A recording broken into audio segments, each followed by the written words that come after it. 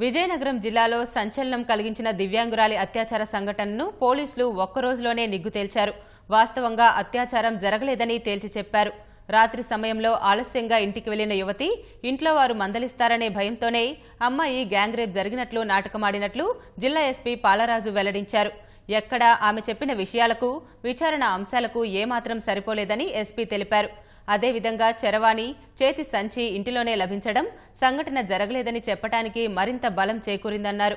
యువతిని మహిళా సంఘం, స్త్రీ శిశు సంక్షేమ శాఖ అధికారుల సమక్షంలో మరోసారి విచారించగా అసలు విషయం వెల్లడించింది.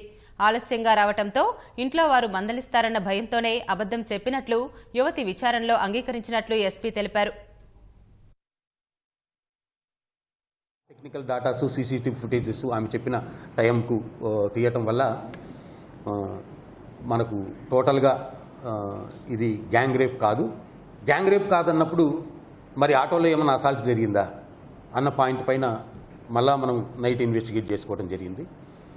ఓవరాల్గా అటువంటిది జరగకపోగా, అట్లాగే ఆటో ఎప్పుడైతే చెప్పారో దాదాపుగా మనము నెల్లిమర్ల,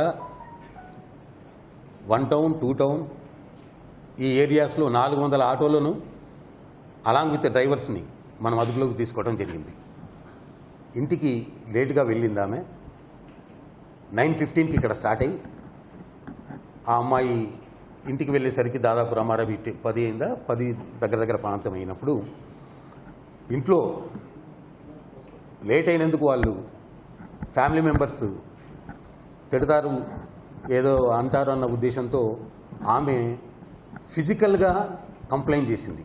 ఫస్ట్ నా కడుపులో నొప్పిగా ఉంది, కళ్ళు తిరుగుతున్నాయి అని సెమీ అన్కాన్షియస్ స్టేట్లో వస్తున్నాను అని చెప్పడం. దాని మీద వాళ్ళు పిహెచ్సికి తీసుకెళ్ళి అక్కడి నుంచి మెయిన్ హాస్పిటల్కి తీసుకురావటం. ఆ తర్వాత 1:15కి జ్యుడిషియల్ మెజిస్ట్రేట్ గారు, మహిళా జ్యుడిషియల్ మెజిస్ట్రేట్ గారు ఆమె స్టేట్మెంట్ రికార్డ్ చేయడం జరిగింది. ఆ స్టేట్మెంట్లో ఎక్కడ కూడా ఆమె రేపు గురించి ప్రస్తావించలేదు.